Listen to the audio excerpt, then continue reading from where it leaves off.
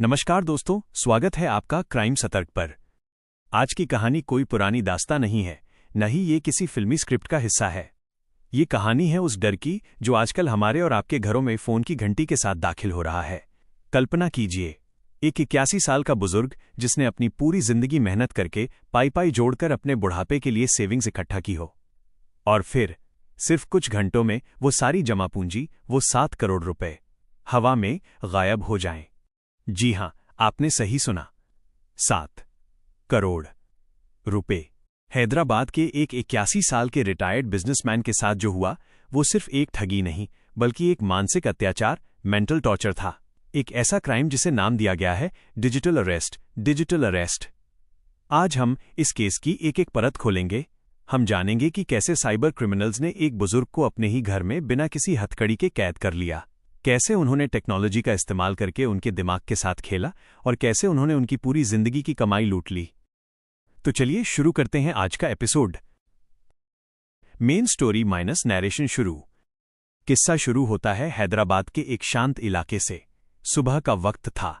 81 साल के हमारे विक्टिम पीड़ित, जिनका नाम हम उनकी सुरक्षा के लिए गुप्त रख रहे हैं, वो अपने घर पर आराम कर रहे थे। तभी उनका फोन बजता है। स्क्रीन पर एक अनजान नंबर था। आमतौर पर हम ऐसे कॉल्स इग्नोर कर देते हैं या स्पैम समझ लेते हैं, लेकिन उस दिन उन्होंने फोन उठा लिया। उधर से एक आवाज आई, एक बहुत ही प्रोफेशनल आवाज।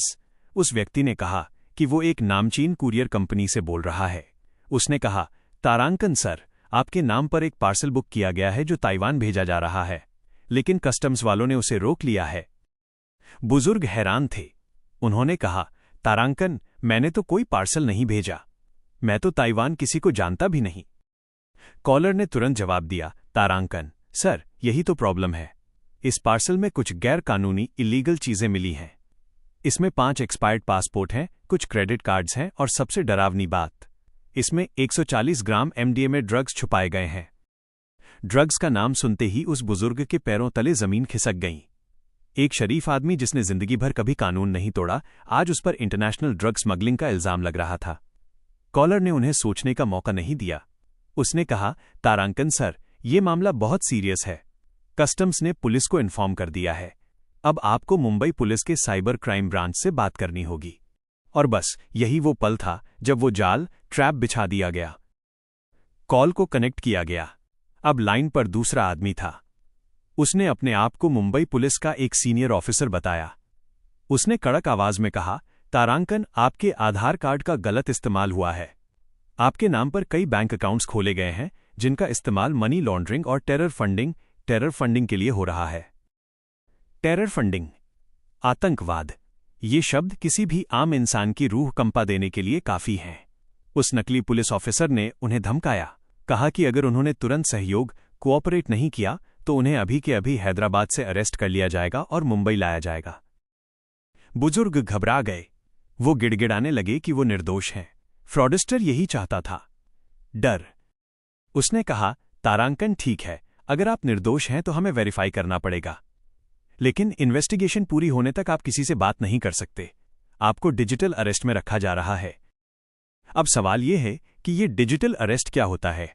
ये कानून की किसी किताब में नहीं है, लेकिन ठगों की किताब का सबसे बड़ा हथियार है। उन्होंने उस बुजुर्ग को स्काइप एप्लीकेशन डाउनलोड करवाया। वीडियो कॉल शुरू हुआ।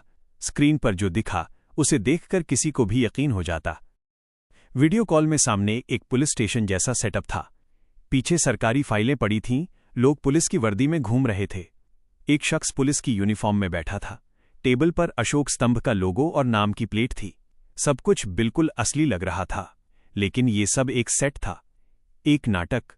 उन्होंने बुजुर्ग से कहा, तारांकन, आप कैमरे के सामने रहेंगे 24 घंटे। आप फोन नहीं काटेंगे, आप किसी परिवार वाले को नहीं बताएंगे, वरना उन्हें भी इस केस में घसीट लिया जाएगा। आप घर से बाहर नहीं जा सकते। सोचिए उस 81 साल के बुजुर्ग की हालत। वो अपने ही घर में कैदी बन गए थे। कैमरे की आंख उन्हें घूर रही थी। उधर से वो नकली पुलिस वाले उन्हें हर पल निर्देश दे रहे थे, उठो, बैठो, पानी पियो, किससे बात कर रहे हो। ये टॉर्चर घंटों तक चला। फिर शुरू हुआ असली खेल, पैसों का खेल। उस नकली ऑफिसर ने कहा, तारांकन, हमें शक है कि आपके बैंक अकाउंट्स में जो पैसा है वो गैर कानूनी है। RBI reserve bank of India को आपके सारे फंड्स वेरीफाई करने होंगे। आपको अपने सारे अकाउंट्स का पैसा हमारे सीक्रेट सुपरविजन अकाउंट्स में ट्रांसफर करना होगा। अगर पैसा लीगल निकला तो 24 घंटे में वापस आपके अकाउंट में आ जाएगा। एक तरफ डंडे का डर और दूसरी तरफ पैसा वापस मिलने की झूठी उम्मीद। डर के मारे और खुद को बेगुनाह साबित करने की कोशिश में उस बुजुर्ग ने वो किया जो उन्हें नहीं करना चाहिए था। उन्होंने अपने सेविंग्स अकाउंट्स तोड़े, फिक्स्ड डिपॉजिट तुड़वाए, अपनी जिंदगी भर की पूंजी इकट्ठी की। एक के बाद एक उन्होंने ट्रांजैक्शन शुरू किए, कभी 50 लाख, कभी 1 करोड़। आरटीजीएस के जरिए अलग अलग अकाउंट्स में पैसे भेजे गए। हर ट्रांजैक्शन के बाद वो नकली ऑफिसर कहता, वेरिफिकेशन चल रहा है, घबराइए मत। ऐसे करते करते उन्होंने कुल मिलाकर 7 करोड़ 12 लाख रुपए फ्रॉडस्टर्स के अकाउंट्स में ट्रांसफर कर दिए। जब सारा पैसा चला गया तब उन्होंने कहा, तारांकन, अब वेरिफिकेशन कंप्लीट हो गया है, आप कॉल कट कर सकते हैं, कल सुबह तक पैसा वापस आ जाएगा। कॉल कट हुआ, घर में सन्नाटा छा गया। वो बुजुर्ग पूरी रात जागते रहे, फोन को देखते रहे कि कब मैसेज आएगा कि पैसा वापस आ गया। सुबह हुई, दोपहर हुई, शाम हो गई, कोई मैसेज नहीं आया। जब उन्होंने उस नंबर पर वापस कॉल किया, जिस नंबर पर आप कॉल कर रहे हैं वो स्विच ऑफ है, तब जाकर उन्हें एहसास हुआ जमीन खिसक गई। उनके साथ ठगी हो चुकी थी, वो लुट चुके थे। उन्होंने तुरंत हैदराबाद साइबर क्राइम पुलिस को कांटेक्ट किया। पुलिस ने एफआईआर दर्ज की, इन्वेस्टिगेशन शुरू हुई। पता चला कि जिन अकाउंट्स में पैसे भेजे गए थे वो मूल अकाउंट्स, म्यूल अकाउंट्स थे, यानी किराए के अकाउंट्स जो फर्जी डॉक्यूमेंट्स पर खोले गए थे। पैसा वहां से तुरंत क्रिप्टो करेंसी में बदलकर देश के बाहर भेज दिया गया था। पुलिस अभी भी उन क्रिमिनल्स को ट्रैक करने की कोशिश कर रही है, लेकिन हम सब जानते हैं कि एक बार पैसा डिजिटल दुनिया के अंधेरे में चला जाए तो उसे वापस लाना कितना मुश्किल होता है। निष्कर्ष और जागरूकता। दोस्तों, ये कहानी सुनाने का मकसद सिर्फ आपको डराना नहीं है, बल्कि आपको जगाना है। ये क्रिमिनल्स बहुत चालाक हैं। ये साइकोलॉजी के साथ खेलते हैं। ये आपके डर का फायदा उठाते हैं। याद रखिए, नंबर 1, भारत में डिजिटल अरेस्ट जैसा कोई कानून नहीं है। पुलिस, सीबीआई, ईडी या कस्टम्स कभी भी आपको वीडियो कॉल करके अरेस्ट नहीं करती और न ही पैसे ट्रांसफर करने को कहती है। नंबर 2, अगर कोई आपको कहे कि पार्सल में ड्रग्स हैं तो घबराइए मत। कहें कि ठीक है, मैं खुद पुलिस स्टेशन आकर बात करूंगा, फोन पर कोई सफाई मत दीजिए। नंबर 3, सरकारी एजेंसी कभी भी व्हाट्सएप या स्काइप पर इन्वेस्टिगेशन नहीं करती। अगर आपके पास ऐसा कोई कॉल आए तो तुरंत 1930 पर कॉल करें और साइबर क्राइम पोर्टल पर कंप्लेंट करें। इस 81 साल के बुजुर्ग के साथ जो हुआ वो किसी के साथ भी हो सकता है, आपके माता पिता, आपके दादा दादी। इसलिए सतर्क रहिए।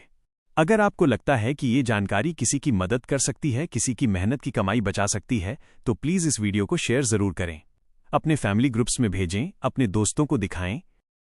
ऐसी ही और क्राइम स्टोरीज और सतर्क करने वाली खबरों के लिए हमारे चैनल क्राइम सतर्क को सब्सक्राइब करना न भूलें। बेल आइकन जरूर दबाएं ताकि अगले वीडियो की नोटिफिकेशन आप तक सबसे पहले पहुंचे। नीचे कमेंट करके बताएं कि क्या आपके पास कभी ऐसा कोई फ्रॉड कॉल आया है। अपना अनुभव शेयर करें ताकि दूसरे लोग भी सीख सकें। तब तक के लिए सावधान रहें, सुरक्षित रहें। जय हिंद।